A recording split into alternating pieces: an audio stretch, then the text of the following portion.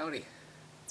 So Columbus Day weekend we're down at the cabin, and one of the pre-winter projects will be stacking wood, getting it up on the porch where it needs to be, and cleaning chimneys today, inspecting them, looking for any damage. We're pretty sure they're in good shape, but we'll go ahead and clean the chimneys, stack wood. I'm splitting. This is some nasty stuff I'm splitting. It's apple that has been under here for 4 or 5 years now, and it's just nasty stuff to split. Very gnarly and very dry, and it holds on to the axe when you swing. So, and some of it's just rotten because it's been on the ground too long. Some of the stuff on the bottom is just junk or too big. We didn't cut any of this. Well, we cut it to length, but the village came through and cleared stuff that was impinging on the road, and we came back afterwards and cleaned up what they knocked down off our road property. So we have about a mile, a half mile of road, half a mile, and the village and the county will come through periodically and remove any trees that are leaning, and then just push them in the woods. So after they do that, we come by and collect that and bring it back up. But this has been here for 4 or 5 years, and evidently apple's tough to split when it's dry.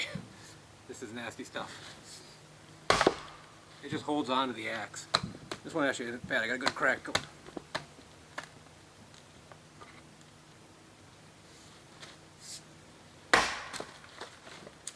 And unlike the other stuff we've been splitting, where we've been splitting it really, really small, this is from my wood stove. So, these are good size for my wood stove.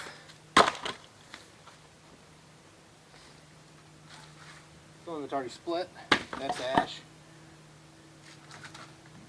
More ash. There's another piece of apple. Apple's just, it's good burning wood, but it's just hard to split. It's hard as a rock.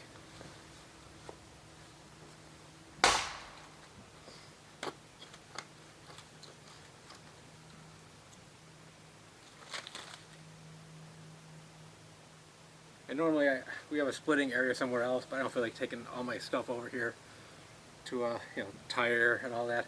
This is just to get this stuff out of the way. We have a bunch of stuff split in the back, but I just wanted to get this. It's been here too long. It's starting to rot in the bottom, so that stuff will go in the woods and decay. But the stuff on top, before it's junk, I want to get it stacked on my porch. It just holds in.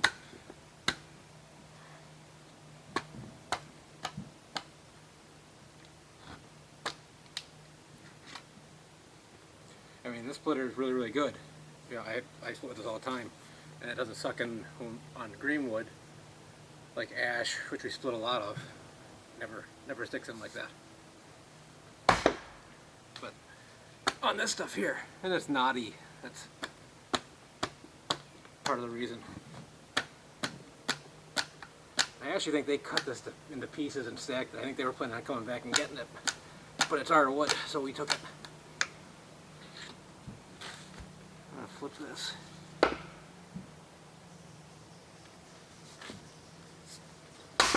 we go. A lot of people love apple for fire. It's a good burning wood, but it does make you wish you had a hydraulic splitter.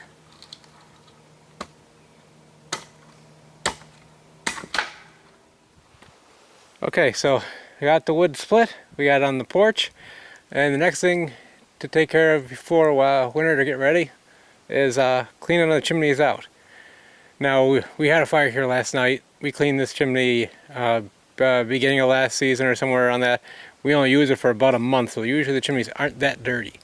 Part of the process is to visually inspect, look for any damage. In the past, the 2 rails on the top of this chimney, let me pan up,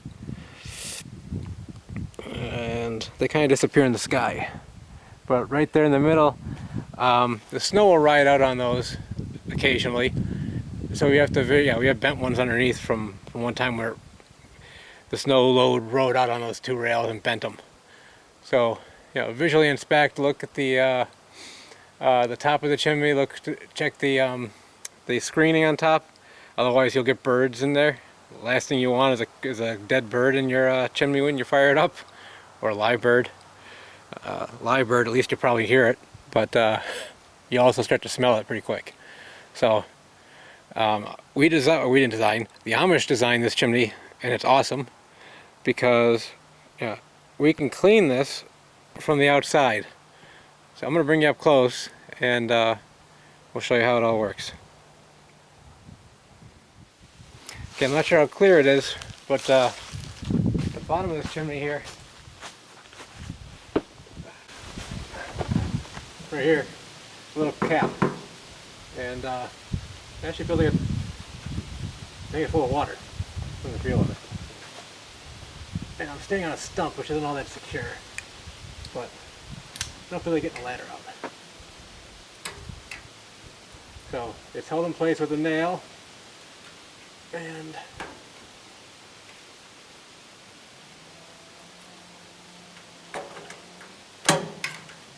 the nail has a bend to it, so it takes a little bit of wiggling to get it out.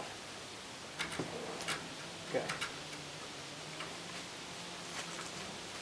This chimney is Amish made. It's double wall stainless steel, and like I said, I have to clean out on the bottom here.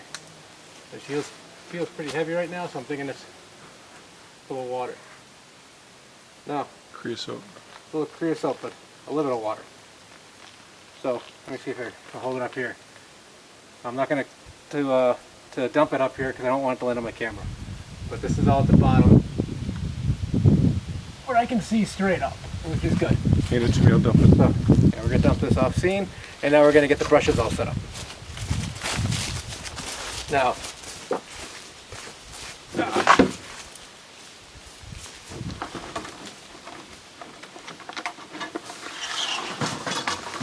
one of the huge benefits to this design is I don't need to go to the top to clean this thing.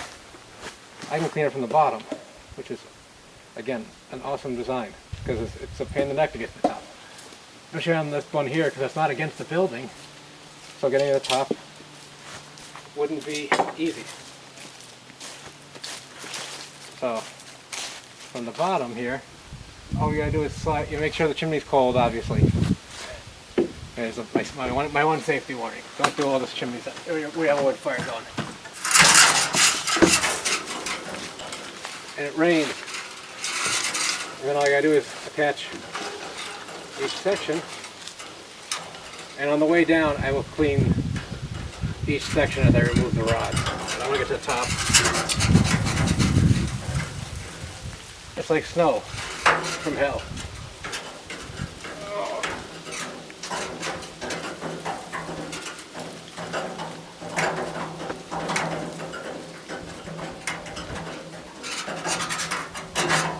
Let me see how tall we are yet. One more section. Should only need one more, I think.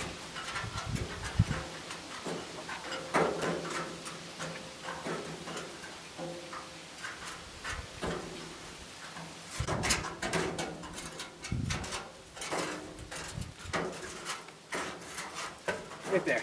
I can feel it. Put it on this.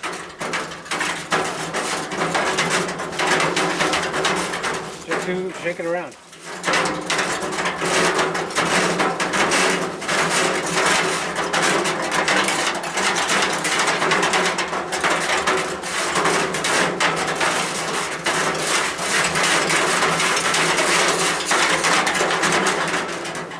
Once I'm pretty happy with like the top layer, I'll remove one section. I'll do it next section down.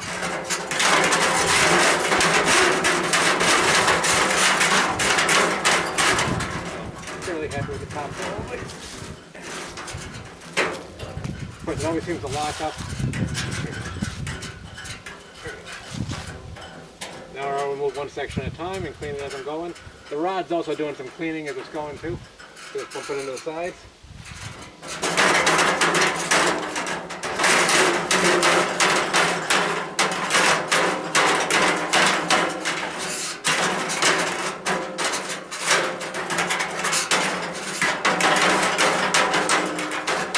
chimney brush is smaller than our flue pipe, so and that's why I'm rattling around as much. If we had, we have several different chimneys of different sizes.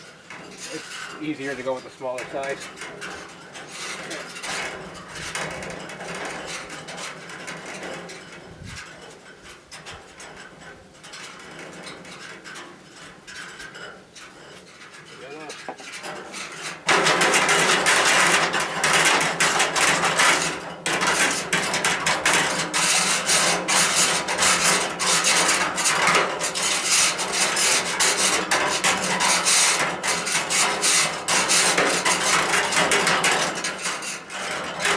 Be careful looking up, because I just got something in my eye.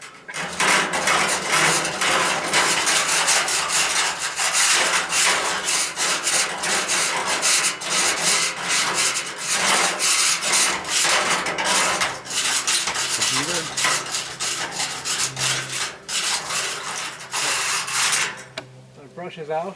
I don't know where the leaves came from. It was on there to begin with. Might have been in there when I put them up. And take a look-see. And I don't see any porcupine prickers off the side of it anymore. So that's good enough. Doesn't need to be shiny and clean. So now we have 2 more buildings to do. But yeah, that's clean the chimney, getting the firewood. Last thing to do to get ready for winter would be kindling. Collecting, yeah, I usually use 2 to 4 buckets of kindling. This is the time of the year to collect all that. So I will get that put underneath my buildings, and then keep usually 2 of them on the porch so they're getting dry. One of them will be very dry, and I can work them up that way. I'm also splitting some of the ash. I like to split for kindling because it's easy to split into small chunks. That apple we just did, I'm not using for kindling. That was a pain in the neck to split. So yeah, this is kind of pre-season stuff, and if you don't do it, you'll end up with a chimney fire. Especially clean the chimney, and if you're heating full season, you know this. But a lot of people who are new to the country properties, especially if they're using softwood, they end up with a chimney fire. With this building here, the way the chimney is, the chimney fire would probably not burn the building down. It would just damage the chimney, probably warp it until the creosote burnt out. So yeah, I think we're gonna go do 2 more chimneys now. There's no reason for you to watch all 3 of them. They're exactly the same process. So until next time, thanks for watching.